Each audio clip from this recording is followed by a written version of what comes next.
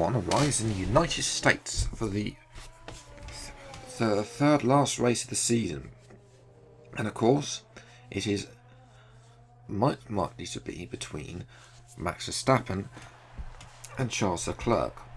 Red Bull were hoping for a good strong weekend. We're hoping that Alex Albon will finally be able to deliver and get a good qualifying result to back Verstappen up for the championship. Meanwhile, Venturi and Williams were also looking to get some more points. They were worried that they could end up finishing bottom if they do not score points with the resurgence of Mercedes. Massa came out and said that he is confident that they can beat Mercedes to 7th place in the championship, which should put them ahead of Porsche Dragon. And Diaz Techeetah hoping for a better race time out after some miserable time since Sergio Perez left the team.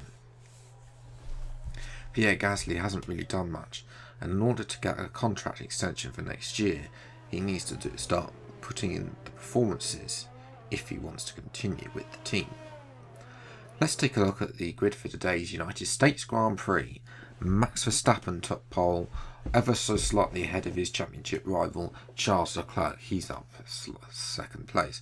Great job by Carlos Sainz, he starts 3rd, Peter Hampson starts 4th, Tony Felix da Costa 5th, and Mitch Evans 6th. Great, the best qualifying for Jaguar today. Both Renault 7th and 8th, at least they're on the top 10 this time. Norris starts 9th and Kevin Magnussen rounds out the top 10. Sebastian Vettel is outside the top 10, another miserable start to the race for him. He starts P11. Alex Albon starts 12th for Red Bull, not giving the promises they deserve. Russell is 13th, Hartley 14th, Gasly is only 15th with Vries, Massa, Hamilton, Lotterer and Stoffel van Dorn. Rounds out the grid for today's United States Grand Prix.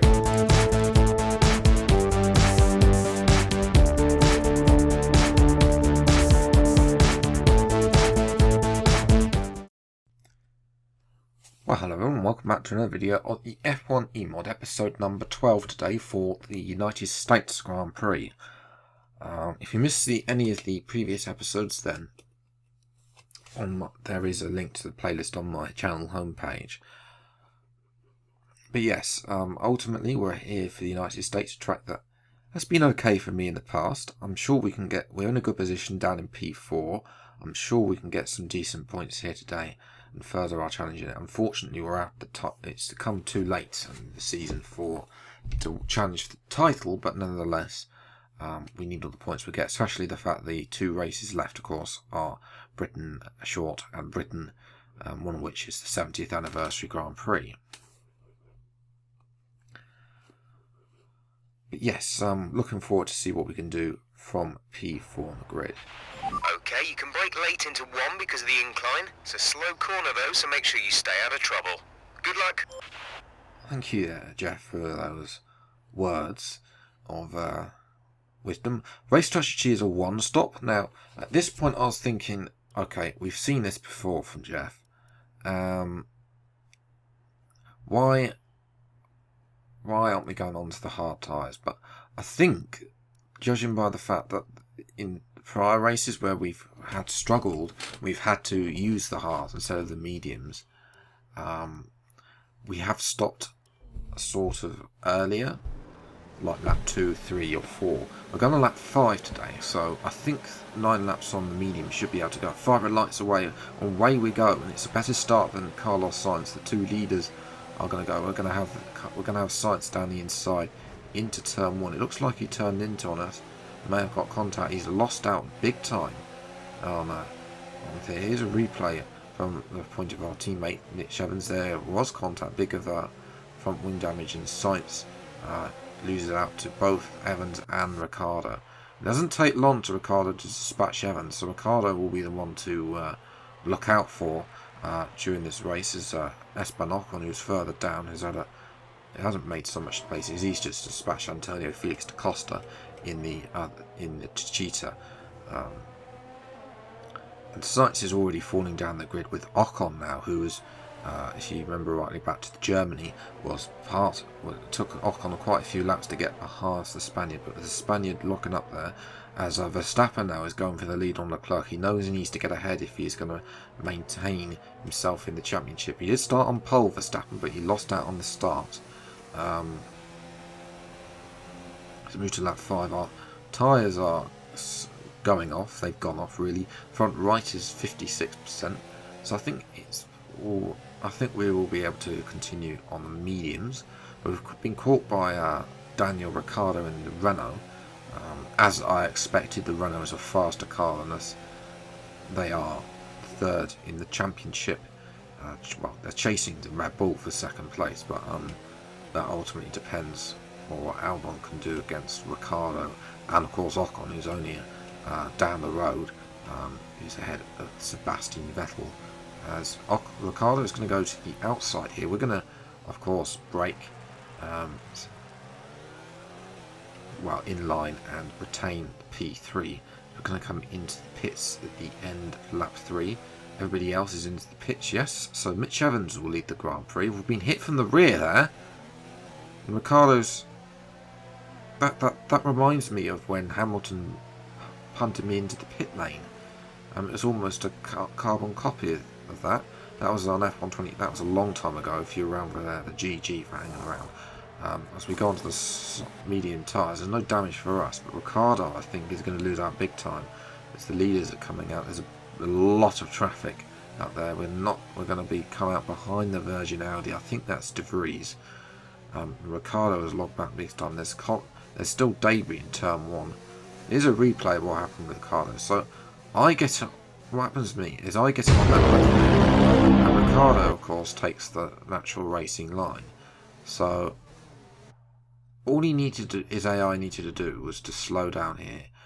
Yes, I hate the pit entry into the United States. It's one of the worst pit entries in, but ultimately Ricciardo should have slowed down as we go past De Vries with ease with DRS, as Verstappen is now making moves on the Venturi Williams and the Mercedes car. I believe that's Lewis Hamilton up ahead. Can't quite tell from the helmets. Yes, I can just about see the 44. A nice dive bomb down the inside. No, Hamilton's not going to leave us any room. We're going to have to try. We are a lot faster than these two, and we're going to very slow into the recreation of the double right-hander, and that is a double place. A very nice move. So Hamilton blocks us off here. This is a replay of what happened, and just basically he gets blocked off by Massa, and that allows us to go clean around the outside. A little bit of track extending for good measure, and down the inside too, overtakes at once, and it doesn't take long. Sebastian Vettel, of course, started outside the top 10. It doesn't take long for Vettel to get past ahead of both of them. Hamilton's still behind Massa, and Massa still retains the place over him. He's not really racing Vettel. As moving to lap 8 now, Leclerc must have a problem by now, because Verstappen goes down the inside with DRS and is up into the lead of the Grand Prix. As Vettel now is starting to make his charge through the field. He locks up there, but he does get Mitch Evans up into what is P4 now. Of course, P4 vacated by Ricciardo, who's lost out big time. I'm not even sure if they actually replaced that wing or not. But he's way down. As we now caught up to Leclerc, he must have a problem on that car because he is going so slowly in a straight line. The Ferrari is definitely faster than us. But whether or not there's some power, I'm going to run the power. And poor old Nick De Vries, he doesn't get any luck in this championship whatsoever. I mean, he has scored 2 points at Japan, but other than that, he's retired the last 4. He's retired a lot. I think that's like 5 Grand Prix retirements in 12 races this year for him. He's got used to the car. He's starting to qualify better, and then the car reliability goes up. So we watched a replay of Ocon getting past Evans. We're now on board with Sebastian Vettel, who is now overtaking his teammate, is up into P3. So Vettel's having a great race from outside the top 10. This is exactly what the race says. Our DRS has failed, but it's not really going to be. Verstappen has run away. Rightly show the Red Bull is a lot better than our Jaguar.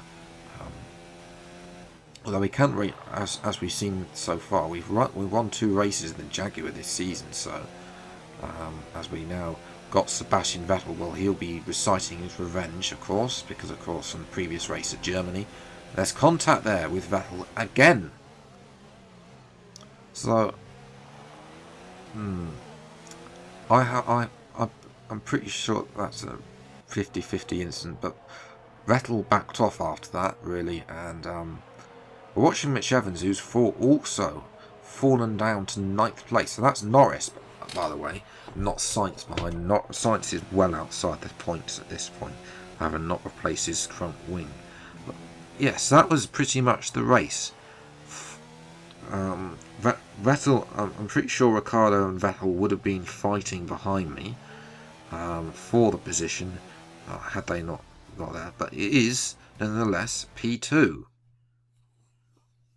A nice result there. Vettel, 3rd place. He could have got more, but I don't know. There was that one bit of contact. Ocon 4th, Ricciardo 5th.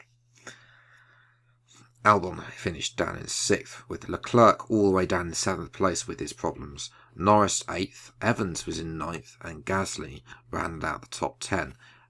Only 1 point for the Frenchman, and a dismal time for the Techeetah team.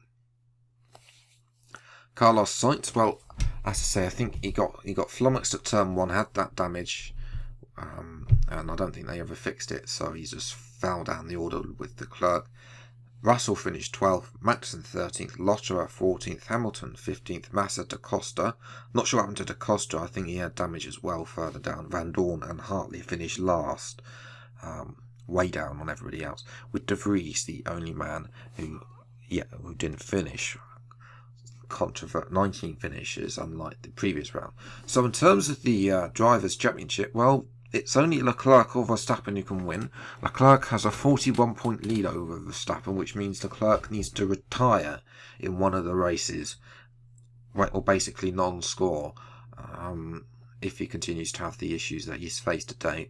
Ourselves, we move up into P5. We're only 5 points behind Vettel, and also Ocon is sort of in our sight as well. I think it's going to be a tall order for Verstappen, though, to make that. The constructors, well, the Ferrari haven't won. Red Bull can still win, but they need 1-2s in the final 2 races in order to do that, and Ferrari need to score pitiful points. So it's all, I would say, it's pretty much in Leclerc and Ferrari's bag. None of the bottom 4 scored points today, so that stalemate will continue for the next race, whether or not Virgin, Audi, Venturi, Williams and Mercedes are all very close, and Porsche Dragon aren't out of sight either. All those 4 teams are going to be vying for extra points in the championship, and of course more funding going into the winter testing season. So yes, I'm going to leave it there. If you enjoyed this episode, leave a like, subscribe to the channel if you see more episodes of the F1-E mod as when they come out. But until the next VR6 time, take care, thank you so much for watching, enjoy your day, and goodbye.